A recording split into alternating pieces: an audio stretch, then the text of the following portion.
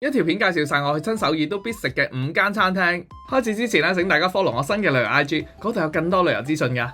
第一間就係呢個豐川炭燒鰻魚啊！信我食炭燒鰻魚一定要嚟呢一間。佢呢度係2位起噶，每位大概200蚊港紙咧就有成條鰻魚。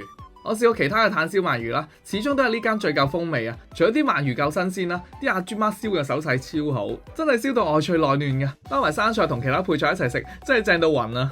第二間咧就喺東大門嘅陳玉華一隻雞啊！名副其實，佢最出名就係嗰隻雞，同埋最勁咧係佢嗰把鉸剪啊！佢哋會即場咧用把鉸剪剪開隻雞，啲雞睇上去平平無奇啦，但係食落去係好鮮嫩噶。每次我都會加多份薯仔啊，啲薯仔索晒啲精華，真係超正噶。同埋最後記得落埋個拉麵啊，又係正到喊啊！不過第10月開始又加價咯。第3間就係呢間喺明洞嘅烏達利家醬油蟹。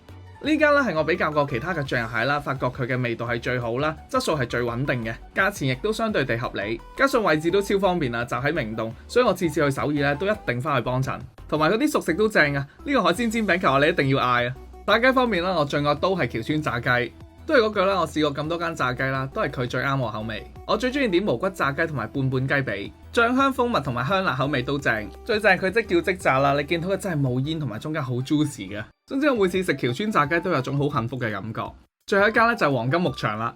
呢間係我去親首爾必食嘅燒肉代表，我去親都見到有勁多日本人幫襯，因為佢性價比都幾高，佢有散價同 set 啊，有平有貴，豐儉由人，同埋有專人幫你燒啦，燒得啱啱好。佢啲韓牛同埋五花腩嘅肉質都好靚㗎，而且啲五花腩都超好食啊！如果唔食韓牛嘅話咧，食豬肉咧仲抵食。佢仲有其他嘅熟食啊，鍋物嗰啲都好高質嘅。重點係佢開到凌晨啦，所以有時宵夜諗唔到食乜啦，就會去黃金牧場。以上5間就係我去親首爾必食嘅餐廳，中意嘅話記得收藏起佢。如果想要佢哋嘅地址同詳細資料嘅話，下面留言首爾我 DM 俾你。